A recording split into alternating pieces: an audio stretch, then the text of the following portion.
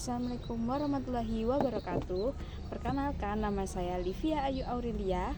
Sini saya akan mempraktekkan sebuah konseling humanistik pada kasus di mana seseorang merasa cemas dan kehilangan motivasi karena merasa tidak mampu untuk memenuhi harapan orang tuanya.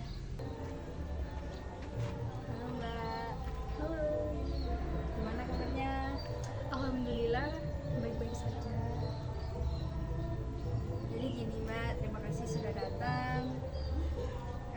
Mungkin ada yang bisa diceritakan dari Mbak siapa kalau boleh tahu?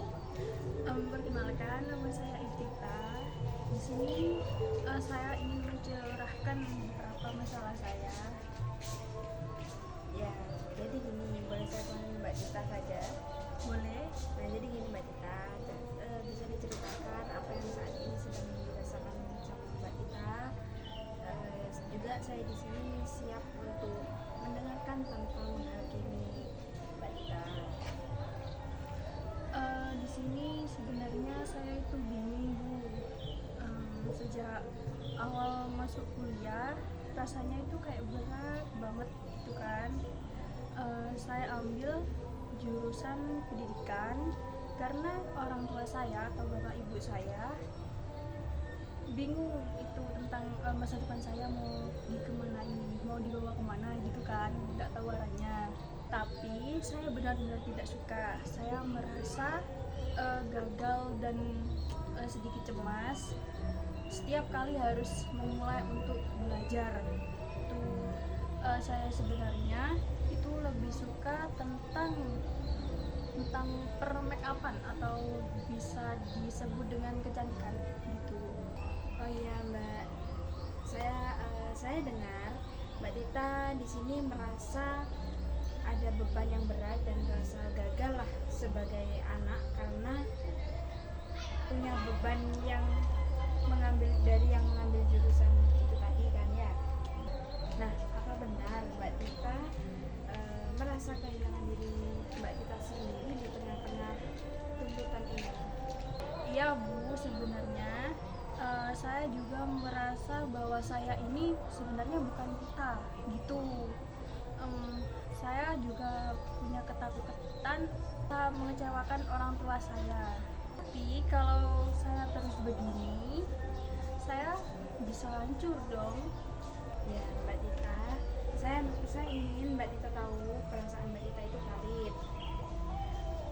Jadi fokus kita yang sekarang bukan pada siapa yang salah dan siapa yang benar, tapi pada Mbak Tita yang sesungguhnya. Jika Mbak Tita tidak perlu untuk memikirkan harapan orang lain, harapan orang tua tidak perlu difikirkan secara mendalam. Siapakah Mbak Tita yang ingin Mbak Tita saat ini jalani?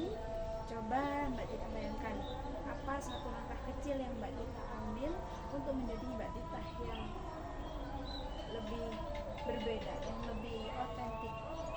Mungkin saya akan mulai belajar tentang kecantikan lagi, dan saya akan bicara baik-baik dengan orang tua saya, terutama bapak dan ibu saya, tentang bagaimana perasaan saya. Bukan tentang pindah jurusan, tetapi tentang bagaimana saya bisa menyeimbangkan tuntutan mereka dengan kebutuhan saya untuk berkarya. Nah, itu adalah salah satu langkah yang sangat berani Mbak Tita. Ingat, Mbak Tita memiliki kekuatan untuk menentukan jalan Mbak Tita sendiri.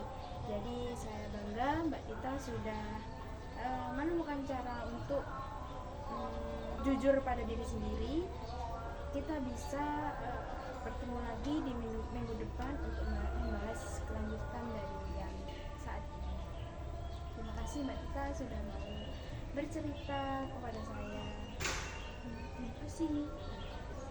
Ya, itu saja praktik konseling humanistik dari saya dan juga rekan saya. Sekian, terima kasih. Bye bye.